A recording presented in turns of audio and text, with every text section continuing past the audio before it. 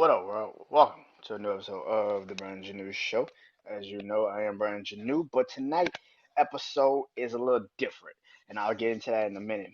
Like always, Brandon Janu Show is on YouTube channel, also all podcast platforms everywhere, and of course my social media platforms, mainly Instagram and TikTok. Brandon Janu Show. I still got to set up Threads. I don't know what the fuck that is, but I'll definitely try to set that up. But since technically, this is still technically the Brandon Janu Show, even though it's a completely new podcast series that I'm doing, uh, called Bleed Black and Gold, which is pretty much just me talking about the New Orleans Saints, one of my favorite football teams, one of my favorite teams. Of course, being from New Orleans, you were born a Saints fan. Uh, so today is my second episode. I did one earlier this a couple months ago to start it off, but today is the second episode of Bleed Black and Gold. Um, so I hope you guys enjoy this episode. I will be talking about what's been going on with the Saints, particularly what today was, because today was the first preseason game. Football is back. It was the first preseason game today, and let's get into it because today, like I said, is the first preseason game of the Saints season, preseason. We took on the defending Super Bowl champions, the Kansas City Chiefs. And yes, it's preseason. It doesn't really, to a lot of people, don't really care, except if you have a fantasy football team or you are just a crazy, overzealous, just absorbed fan of football. You love it. This is finally back. We're finally back to football. Then this week was all for you, just because it's been in football since Thursday, and today it wrapped up today. Um, but let's get into it, man. Like I said, today was the first preseason game for the Saints. It was in the Caesar Superdome, which is our home, our stadium, our Superdome, man. Our place of where we play football, man. The Saints, uh, and we won the game 26-24. If you didn't know the score, we won the game. But let's break it down and talk about this. So for most of the most of this week, there's been, like I said, a lot of preseason games, and there's been a lot of ones. And if you don't know the analogy of ones, starters, guys that actually are going to play in the regular season, that are actually going to be a part of the starting players, the 11 players that will be on the field to start the season. There's a lot of ones that played this preseason, and it went that way today in this game where our ones took on Kansas City's ones. We got the ball first in this preseason game, and it started off with Derek Carr, our new quarterback, Derek Carr, who I talked about before on episode one. Go listen to it. It should be out there. But you know, I talked about this on episode one, where Derek Carr, everything could go right for Derek Carr if everything could go right for him, or it could go extremely bad for him. We don't know what Derek Carr we're getting. Excuse me.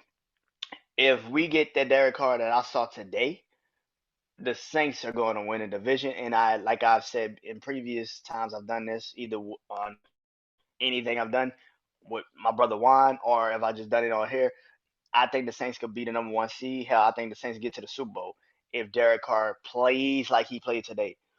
Um, but let's get into it. So the first play of the game was Derek Carr pretty much getting the ball, and they pretty much try to do like a swing pass, pretty much like a play action swing pass. Chris Olave in motion, try to get him going in the open field, and he dropped it.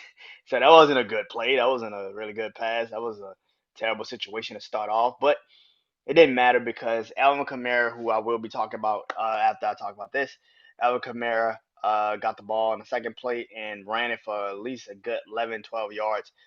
Had to get out of a couple of tackles, but he broke it. Got to, like I said, a first down out that play. Next couple plays after that, you saw Derek Carr starting to get into rhythm now. He was starting to catch the rhythm of what the team is. You saw him throw it to Jawan Johnson, uh, Kenneth, Keith Kirkwood. You saw him even get Michael Thomas, who we haven't heard in a long time. Michael Thomas get a catch, get a couple receptions on his drive. He did hit Chris Olave at some point on his drive. It was a pretty good drive, man, to say the least. My one thing about this drive was the run the offensive line. The first play of Alvin Kamara was pretty decent. After that, the run blocking was very non-existent to not even there.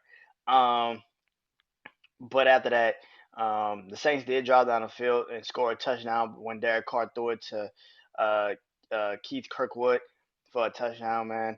Um, all in all, man, the first drive was pretty damn good. I mean, we didn't outside of the outside of the one false start penalty on Trevor Penning, who, by the way, last year's rookie who we drafted in the first round last year, with Chris Olave, who got injured before the preseason even started. Excuse me. He had turf toe and he was out until like November of last year. To see him actually, you know, push the pile early, try to get aggressive, try to show his toughness. Me personally, I just felt like the New Orleans Saints should have took advantage of the Kansas City Chiefs with no Chris Jones in the middle. Like he was gonna actually play if he actually signed his extension. Like he was going to play. Like come on, but the fact that they didn't take advantage of that in the middle of the field, like it seemed like it was the old Saints run mile. Like try to get it to the outside corners where I didn't. I think you should go up the gut. The Saints are a better team when they are pushing the pile up instead of trying to move it to the side. And that's what you saw in this game. A couple of times when they try to move it to the side, do stretch plays and stuff like that, that's when they got really fucked up in the run game. When it was actually running up the gut and running up the middle, they actually moved the pile. They actually could do it. So hopefully, as this new offense, because it's a new offense, it's a West Coast offense, it fits Derek Carr a little bit better. And plus, like I said on the first episode, we had to get rid of those plays because Sean Payton is back. So we couldn't run Sean Payton's offense with him being in the league. So it fits this team. So, like I said, all in all, Derek Carr's first drive was incredible. It was a really good, not incredible. It was pretty good. It was pretty decent to see Derek Carr get in rhythm. Like I said, if that is the Derek Carr we get all this entire season, then we're in pretty good fucking shape. Let's be real. Like that's pretty fucking good. If also the running game can actually find its gear, that's another thing that we need to get. We got to get our running game right. The second offensive drive for the Saints, and of course the defense took the field after the first drive for the Saints after the scoring touchdown. Patrick Mahomes did play today. I saw a lot of people, being like, "Well, it's preseason. He went 2 for 2, 15 yards, not bad."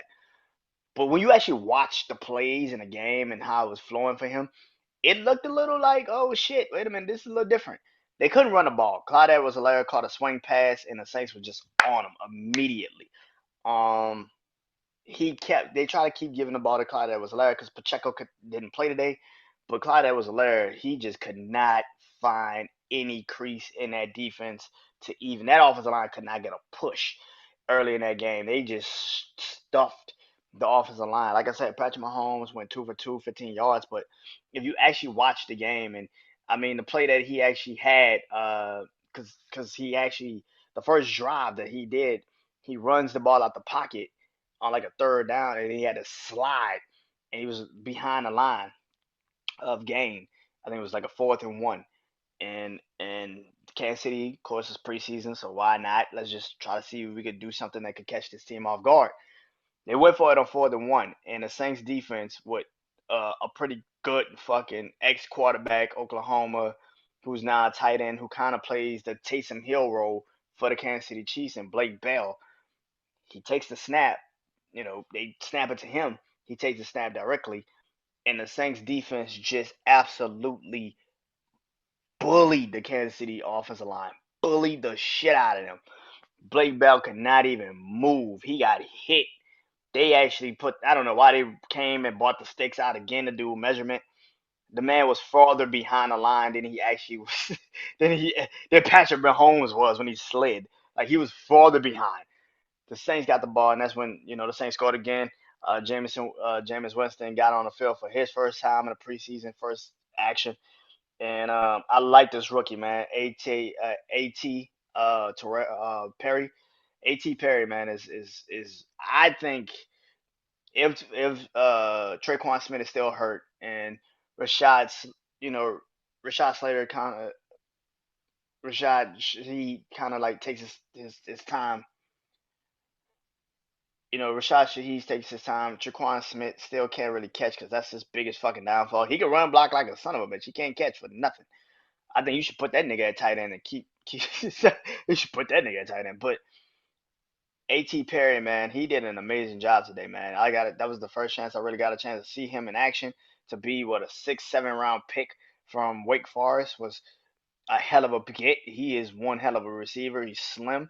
He kind of looks like Chris Olave in a sense where he can kind of just do, but it feels like he's also like a Michael Thomas in a sense where he kind of get all these progressions and all these things. Jameis Winston kept finding him. Matter of fact, the second touchdown of the game was Jameis Winston throwing it to him. He caught it over the Kansas City Chief defender. Well, Jameis Winston kind of lobbed it up perfectly well where the Kansas City Chief defender couldn't even get his hand on it. Went right to A.T. Perry. He just put the ball in the end zone, and and of course, they're like, well, was he down because his elbow hit the ground? But if the ball was already over the goal line with him, it was already a touchdown. So all in all, man, and Jamal Williams on that drive also. Jamal Williams got a chance to play a little bit here. He also ran, like I said, when he was running, you could tell like, okay, they could move the pile a little bit more. He's running a little hard. He's running a little aggressive. That's what we need from a running back that's gonna be this, the split back carry guy with Alvin Kamara when he comes back off of his suspension. Uh, I was really looking forward to seeing Kendrick Miller, the TCU running back, but he got injured today. Hopefully the MRI doesn't show too much craziness. They say it was a sprung ankle. He suffered a sprained ankle. Hopefully it is just a sprain. Hopefully it's nothing too crazy. So hopefully it comes back negative tomorrow and everything's good.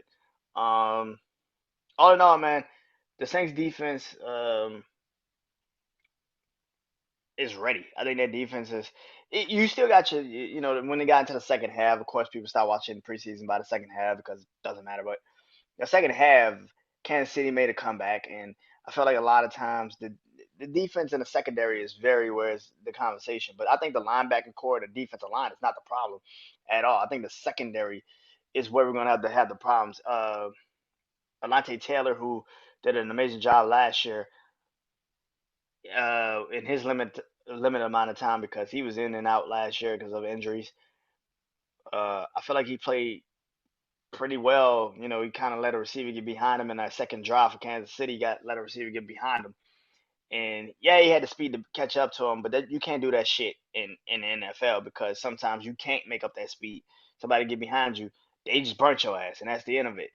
So hopefully you watch that on the film. Dennis Allen kind of pulled him to the side and say, "Hey, bro, that is something you cannot do. As you've been in the league now for a year, you know how this works.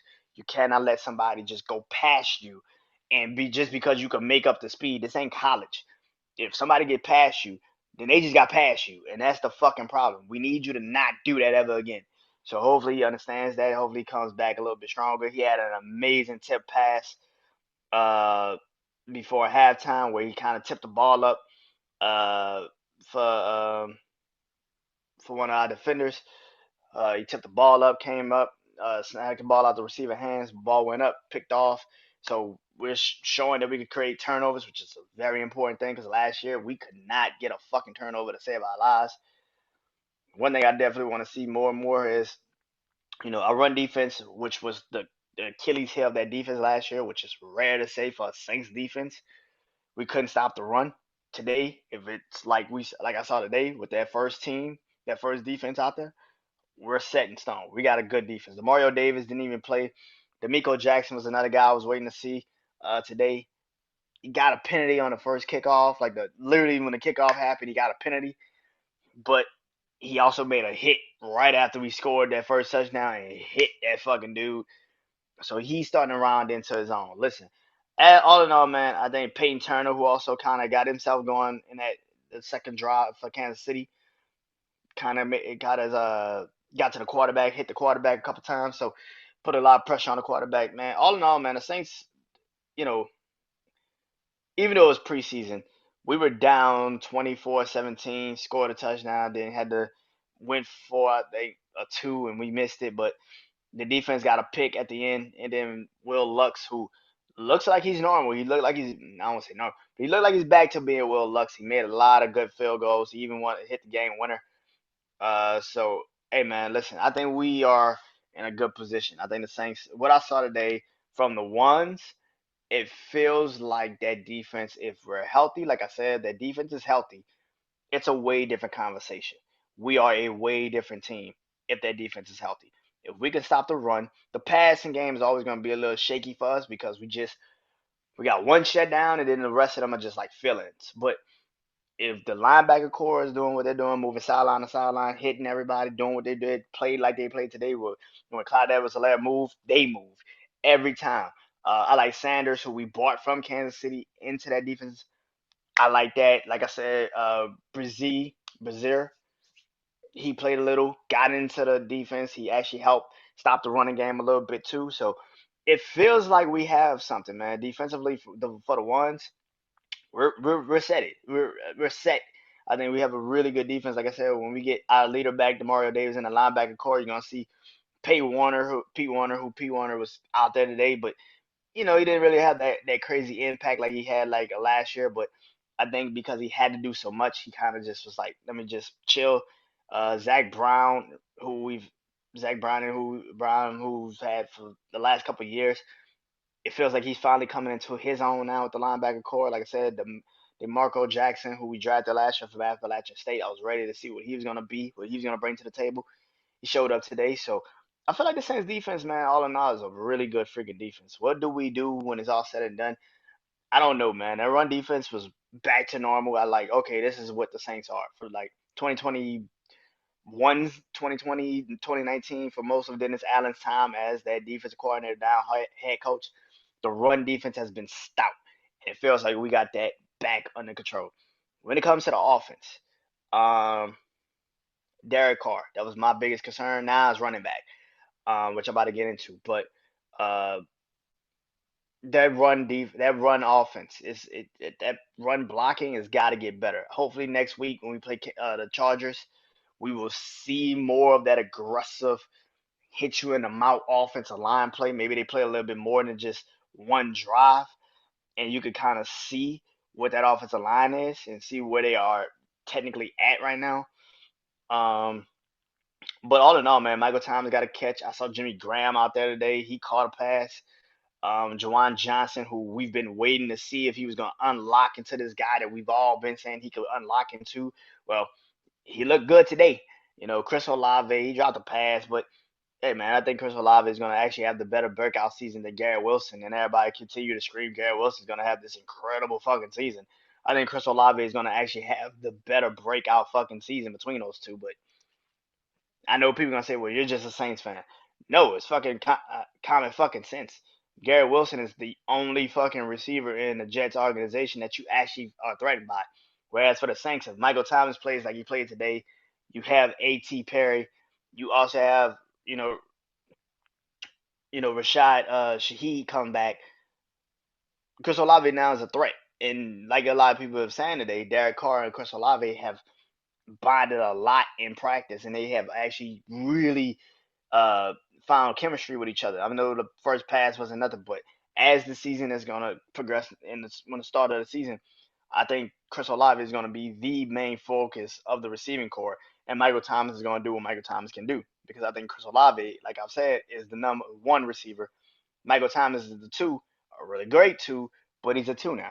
So I think that's what I think. Chris Olave is gonna have a breakout fucking season, and people can sit here, like I said, you can say Gary Wilson, that's great. But you're only saying it because it's the Jets. Because it's Aaron Rodgers, it's the Jets. Watch what I say. Chris Olave is going to have the best second season between all of these two receivers, the sophomore year receivers. Chris Olave is going to be leading the pack. I promise you. He's going to be in the top five of receivers. Watch what happens.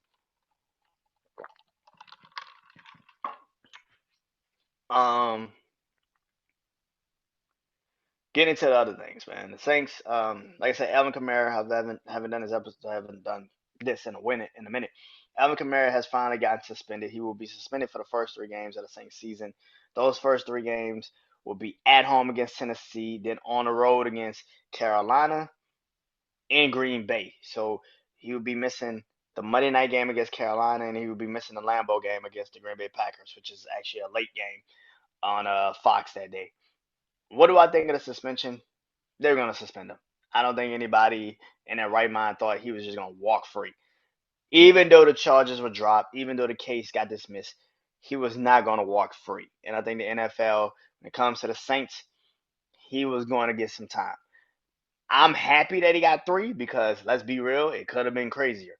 But 3 games in the first 3 games, okay, you see Tennessee. I think we could beat the Tennessee Titans with the team we got, the offense that we have. I mean, it's like I said, if Kendrick Miller is actually healthy, or if we go get somebody with Jamal Williams, I think we can actually beat Tennessee with that, especially if our defense is healthy and they're playing like they're playing, like they did today. Um,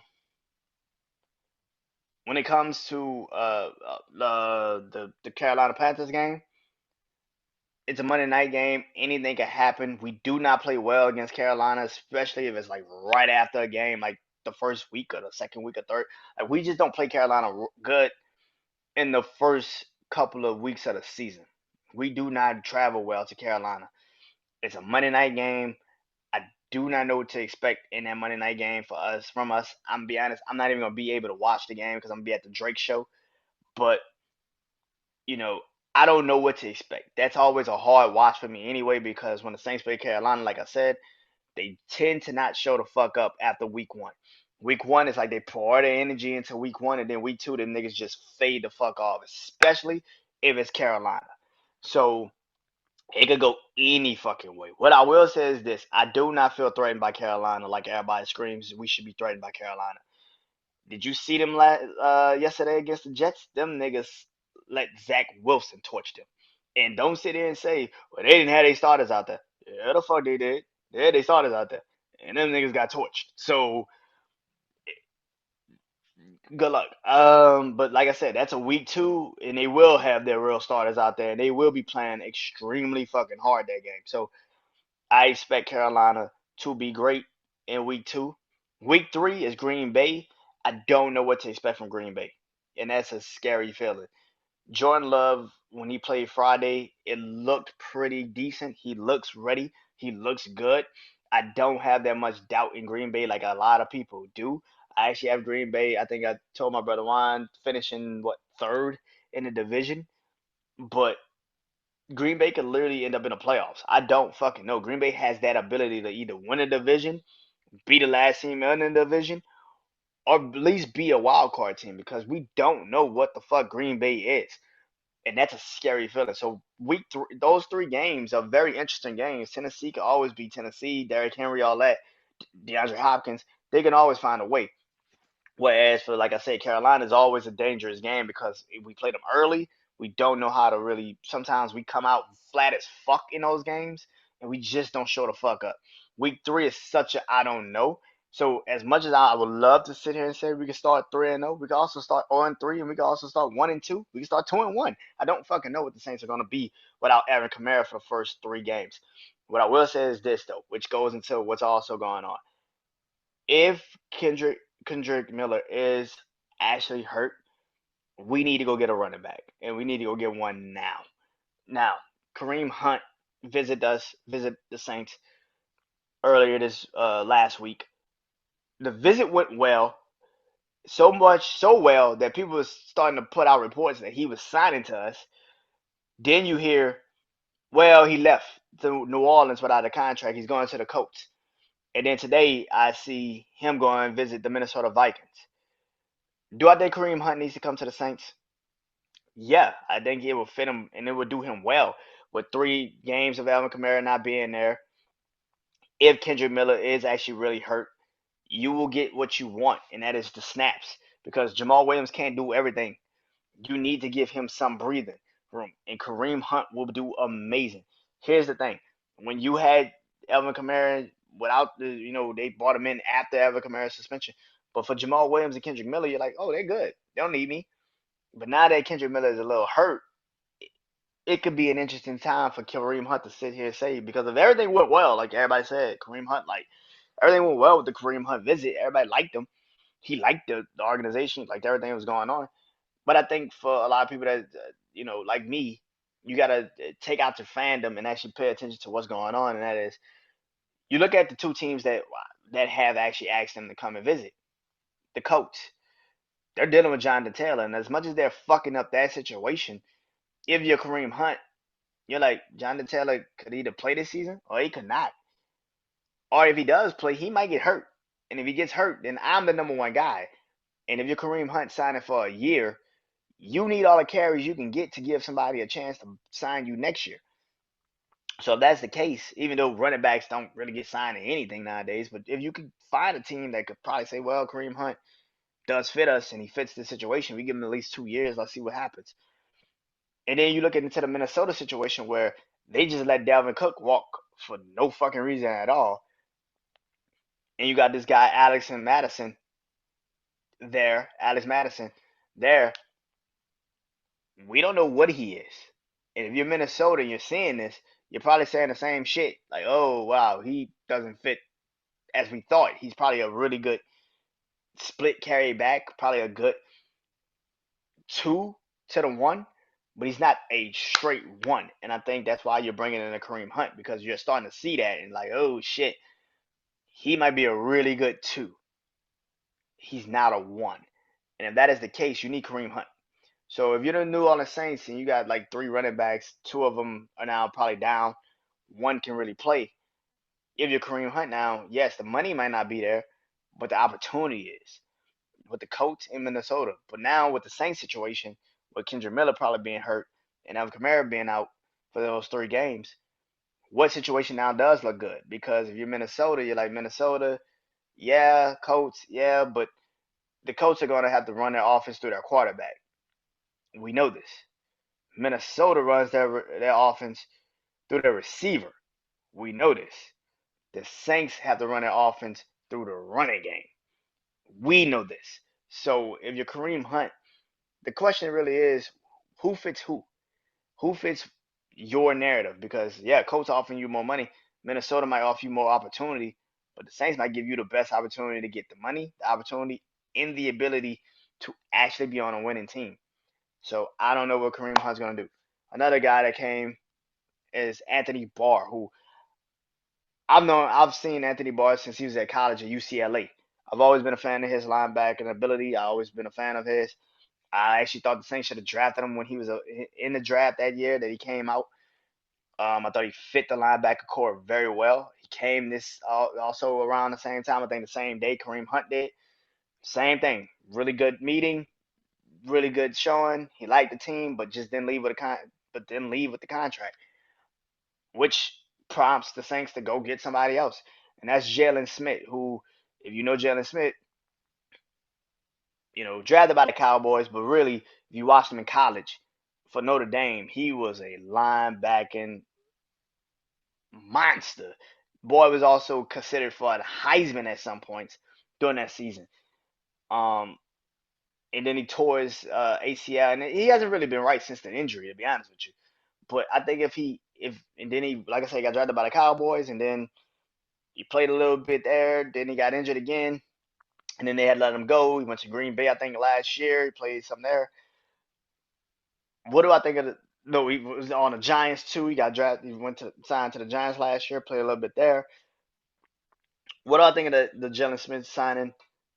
He fits a linebacker core. A lot of people say we need a lot of linebackers, but I think our linebacker core is actually really good. I don't think he makes the team, to be honest with you.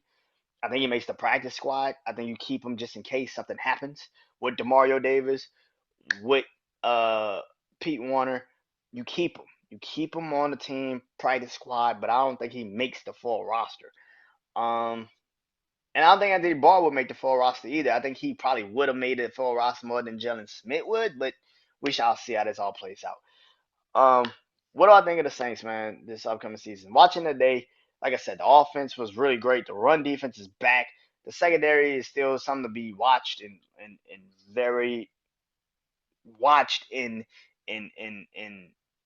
awe of, because you don't know really what the secondary is going to be. They said Marshawn Lattimore is having an incredible training camp. I didn't really see him do a lot today, so that must mean he did a great job in training camp. Because if your quarterback is not being thrown at or something like that, That's a good fucking thing. Kansas City was not throwing the ball deep. They were kind of just more so shooting it. It's not deep in the first when Patrick Mahomes is out there because that's really what we're looking at. But for what Kansas City did today, for what the Saints did to Kansas City today, pretty decent. Like I said, second half is one thing. Third, fourth stringers, guys that's just trying to make the team, that's a way different conversation than when you have the ones and ones. And if you're asking me the ones versus the ones, the Saints won today. They beat Kansas City and they beat them pretty damn convincingly. Um, so yeah. Until then, I'll see you next week. Next Sunday, I think they play the Los Angeles Chargers in LA. I think it's like 10:30 next Sunday. So I'll probably do the episode Monday morning or some shit. Until then, man, I am Brandon Janu. This is Bleed Black and Gold. NFL season is officially upon us.